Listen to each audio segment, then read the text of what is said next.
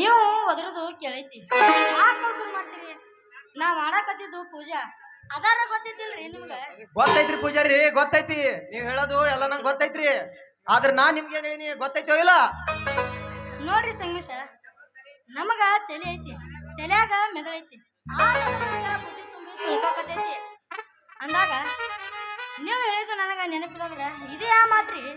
ಹಂಗಿದ್ರ ಅದೇನಂತ ಹೇಳ್ರಿ ನೋಡವ. ನೀವು ಹೇಳಿದ್ದು ನನಗೆ ನೆನಪಿಲ್ರಿ ಸಂಗಮೇಶನ. ಅದರಿ ನಮ್ಮ ಅಣ್ಣನ ಮದುವೆ ವಿಷಯ ರೀ ಪೂಜಾರಿ. ಓಹೋ, ಅದಾರಿ ಅದ ನಮಗ ಗೊತ್ತಿಲ್ಲನ್ರಿ. ಇವತ್ತು ನಿಮ್ಮ ಅಣ್ಣನ ಮದುವೆ ಮಾಡಬೇಕು, ಅದಕ್ಕಂತ ವಿಶೇಷ ಪೂಜೆ ಮಾಡಕತ್ತೀನಿ. ಅದನ್ನ ಹೆಂಗ ಮರಿತೇನ್ರಿ ನಾನು? ಹಂಗಿದ್ರ ಅದೇನಂತ ಹೇಳ್ರಿ ನೋಡಮ್ ನೀವೇ. ಹೇಳ್ರಿ. ಅನ್ನೋದೇನೈತ್ರಿ, ಈಗ ತಯಾರದೀನಿ. ಮದುಮಗಳು ಬಂದ ಕೂಡಲೇ ತಾಳಿ ಕಟ್ಟಿ ಬಿಡ್ತೀನಿ. ಅಲ್ಲ, ನಿಮ್ಮ ಅಣ್ಣನ ಕೈಯಿಂದ ತಾಳಿ ಕಟ್ಟಿಸಿ ಬಿಡ್ತೀನಿ. ಹೌದು, ಅವ್ರೇನು ಬರ್ಲಿಲ್ವಲ್ಲ, ಅವ್ರು ಎಲ್ಲದಾರು? ಬರ್ತಾರ್ರಿ ಪೂಜಾರಿ, ಬರ್ತಾರ್ರಿ. ನಿಮ್ಗ ಗೊತ್ತೈತಲ್ಲ ಈ ಮದುವೆ ಆಗ್ಬೇಕಂದ್ರ ಎಷ್ಟು ಅಡ್ತಳುಗಳು ಇರ್ತಾವಂತ. ಹತ್ತೂರಿನ ಗೌಡ ಮೇಲಾಗಿ ನಮ್ಮೂರಿನ ಪ್ರಮುಖವಾಗಿರುವ ನಾಗೇಗೌಡನ ಏಕೈಕ ಪುತ್ರಿಯನ್ನು ಧೈರ್ಯದಿಂದ ಕರೆತಂದು ಇದ್ದೂರಿನ ಶ್ರೀ ಯಲ್ಲಮ್ಮ ದೇವಿ ಸಮ್ಮುಖದ ಮದುವೆ ಆಗ್ಬೇಕಂದ್ರ ನಮ್ಮ ಅಣ್ಣನ ಧೈರ್ಯ ಎಷ್ಟಿರ್ಬೇಕಂತ ನೀವ ವಿಚಾರ ಮಾಡಿರಲ್ಲ. ನಿಮಗ ಧೈರ್ಯ ಐತ್ರಿ, ಆದ್ರ ಈ ಮದುವೆ ಮಾಡಿಸಿದಕ್ಕ ನನಗ ಎಲ್ಲಿ ಕುತ್ತ ಬರ್ತೈತಿ ಅಂತ ಒಳಗೊಳಗ ಜೀವ ಚಿಡಿಪಿಡ್ಸಕತ್ತೈತ್ರಿ ಸರ. ನೀವ್ ಯಾಕೆ ಎದಿರ್ತೀರಿ ಪೂಜಾರಿ? ನೀವೇನು ಇವರಾಗಿದ್ದು ಬಾಳೆ ಮಾಡ್ಬೇಕಾಗಿಲ್ಲ ಅಲ್ರಿ. ನಿಮಗ ಹತ್ತೂರಿನ ಆಚೆಯಿಂದ ನಾವ್ ಯಾಕೆ ಕರ್ಕೊಂಡ್ ಬಂದೀವಿ? ಈ ಊರಿನ ಜನ ಗೌಡನ್ ದರ್ಪಕ್ಕೆ ಹೆದರ್ತಾರ, ಆದ್ರ ಇಡೀ ಊರಿನ ಜನರ ಬೆಂಬಲ ನಮ್ ಕಡೆ ಐತಿ. ನಿಮ್ ಕೆಲ್ಸ ಏನು? ಮದುವೆ ಮಾಡಿ ಮುಗಿಸಿ ನಿಮ್ ಊರಿಗೆ ನೀವು ಹೊರಟೋಗ್ಬಿಡ್ರಿ. ಮುಂದೇನ್ ಬರತ್ತೋ ನಾನು ನಮ್ಮ ಅಣ್ಣ ಇಬ್ರು ನೋಡ್ಕೊಂತೀವಿ. ತಾಯಿ ಶ್ರೀ ಯಲ್ಲಮ್ಮ ದೇವಿ ಆಶೀರ್ವಾದ ನಮ್ ಬೆನ್ ನಿಂದ್ರ ಇದ್ರ ಸಾಕು. ಇಬ್ರು ತೋಳಬಲದಲ್ಲಿ ಧೈರ್ಯ ಅದ. ಮಧುಮಕ್ಕಳು ಬಂದೇ ಬಿಟ್ರು.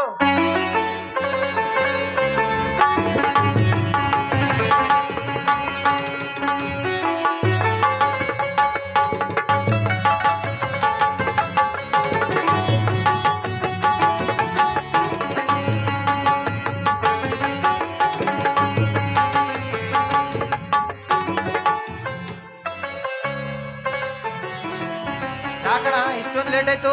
ಏನಾದ್ರು ತಡ ಆಯ್ತಣ?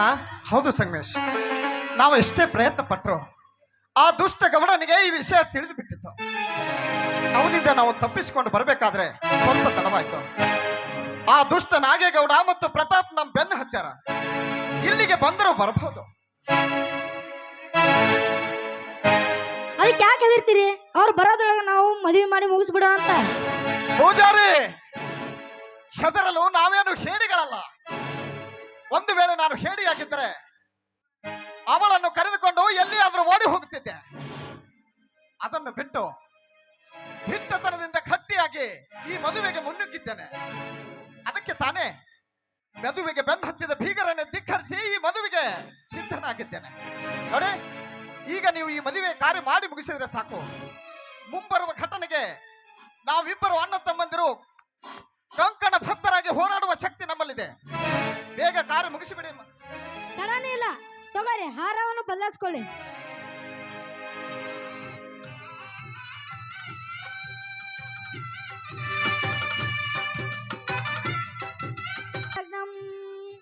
ಚಂದ್ರಬಲಂ ತಾರಾಸುತಿ ಓ ಮಾಂಗಲ್ಯಂ ತಂತು ನಾನೇನ ಮಮ ಜೀವನ ಹೇತುನಾ.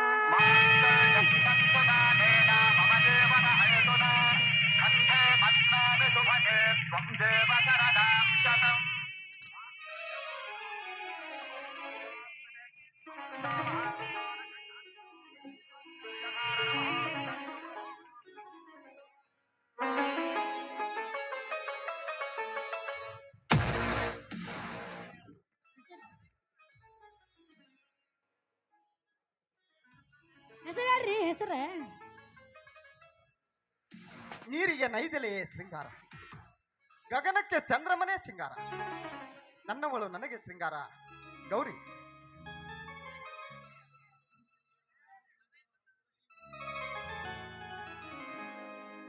ಹೆಸರು ಹೇಳ್ರಿ ಮದುಮಗಳು ನೀವು ಕೂಡ. ಮಲ್ಲಿಗೆ ತಂಪು ಗುಲಾಬಿ ಕೆಂಪು, ಮಲ್ಲಿಗೆ ತಂಪು ಗುಲಾಬಿ ಕೆಂಪು, ನನ್ನವರು ನನಗಿಂತ ಕೆಂಪು. ಜಗದೀಶ್ ಅಂತ.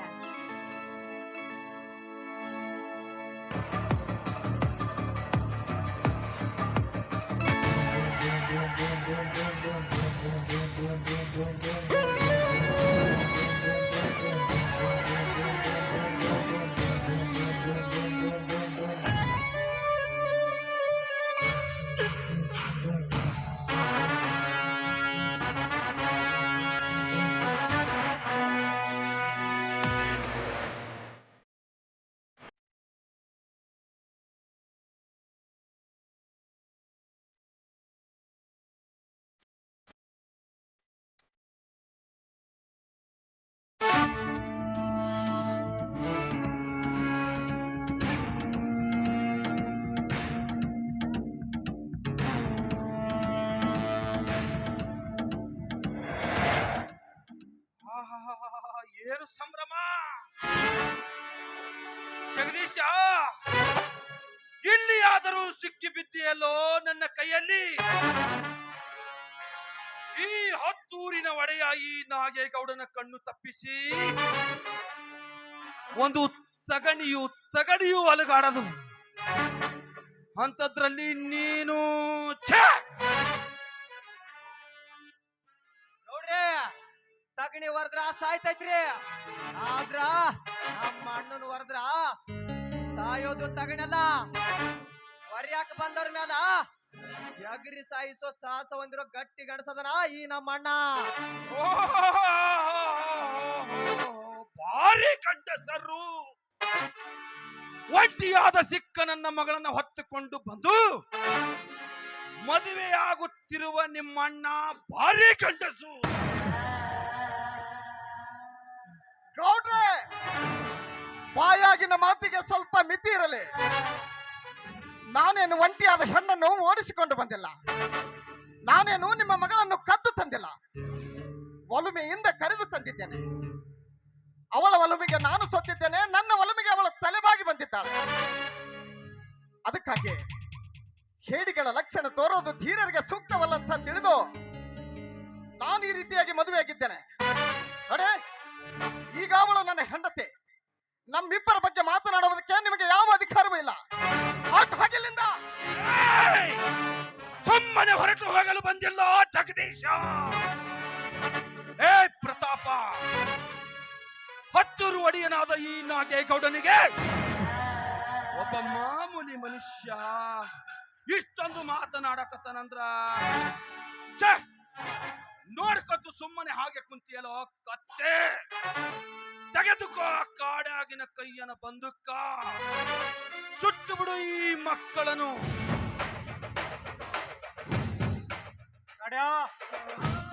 ಎಲ್ಲಿ ಬಂದೋಕ ಕೊಳ್ರಿ ಅಪ್ಪ, ಈ ಬಿಡಾಡಿ ಕೂನ್ನಿಗಳನ್ನು ಕೊಂದಾಕಿ ಬಿಡ್ರಿ.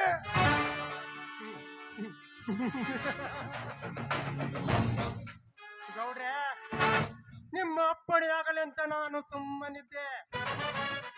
ಈಗ ನೀವು ಅಪ್ಪಣೆ ಕೊಟ್ಟಾಯ್ತಲ್ಲ, ಈಗ ನೋಡ್ರಿ ಈ ಪ್ರತಾಪನ ಪವಾರ್.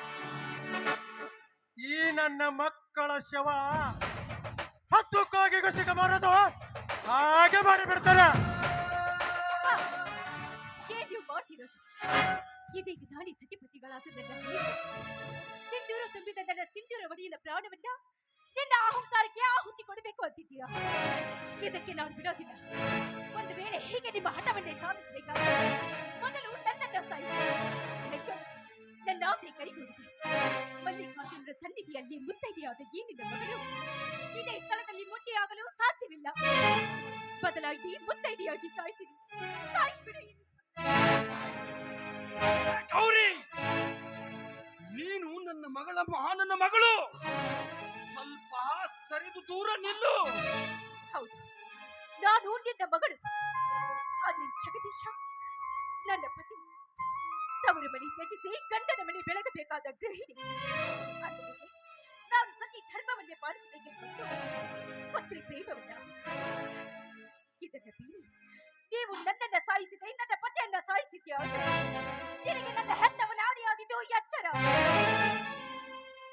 ಆಣೆ ಮಾಡಿಬಿಟ್ಟಿಯಲ್ಲಮ್ಮ ಮಗಳೇ ಗೌರಿ. ಪ್ರತಾಪ್, ಬಿಟ್ಟು ಬಿಡು ಅವರನ್ನ, ಬಿಟ್ಟು ಬಿಡು.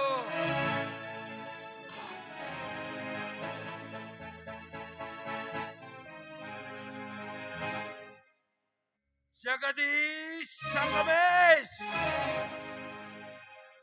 ನನ್ನ ಮಗಳು ಆಣೆ ಇಟ್ಟ ಮಾತ್ರಕ್ಕೆ ನಾನು ಸೋತೆನೆಂದು ಅರ್ಥವಲ್ಲ. ನನ್ನ ಮಗಳ ಆಣೆ ಇಟ್ಟಿದ್ದು ನಿಮ್ಮನ್ನ ಸಾಯಿಸಬೇಡಿ ಅಂತ ಹೇಳಿ, ಆದ್ರೆ ಚಿತ್ರಹಿಂಸೆ ಕೊಡಬೇಡಿ ಅಂತಲ್ಲ.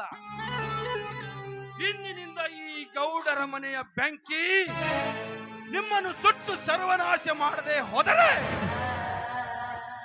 ಈ ಹತ್ತೂರು ಒಡೆಯ ನನ್ನ ಹೆಸರು ನಾಗೇಗೌಡನೇ ಅಲ್ಲ.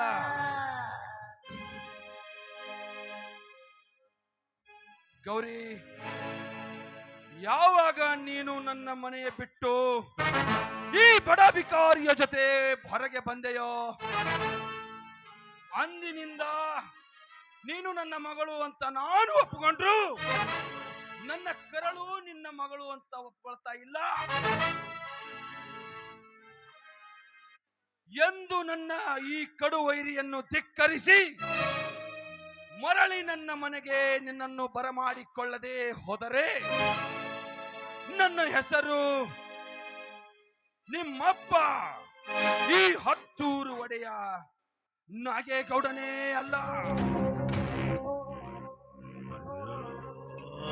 ಪ್ರತಾಪ್, ಇವರ ಕುಟುಂಬವನ್ನ ಮುಂದೆ ಒಂದು ದಿನ ಬೇಟೆ ಆಡೋಣ. ನನಗೆ ಇದನ್ನು ನೋಡಲು ಸಾಧ್ಯವಿಲ್ಲ. ಮೊದಲು ನಡೆ, ಹೋಗೋಣ ಇಲ್ಲಿಂದ.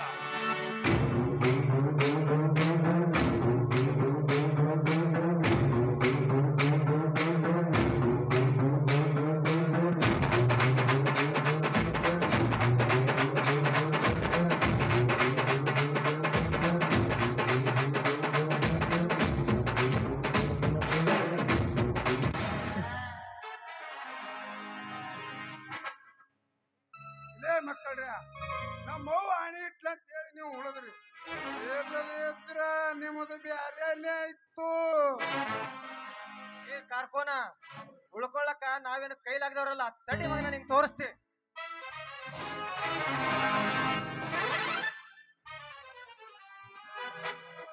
ಮಾನ್ಯ ಮೂಲದ ಪುರುಷನಾಗ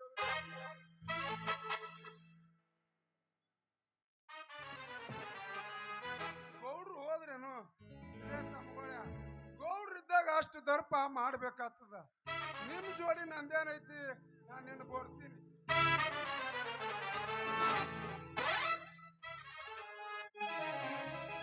ಅಪ್ಪ, ಅಂತೂ ಬರ್ತಿರುವ ಗಂಡಾಂತರದಿಂದ ತಪ್ಪಿಸಿ ಉಳಿಸಿದ್ಯಾ ತತ್ತೆ ಮಲ್ಲಿಕಾರ್ಜುನ.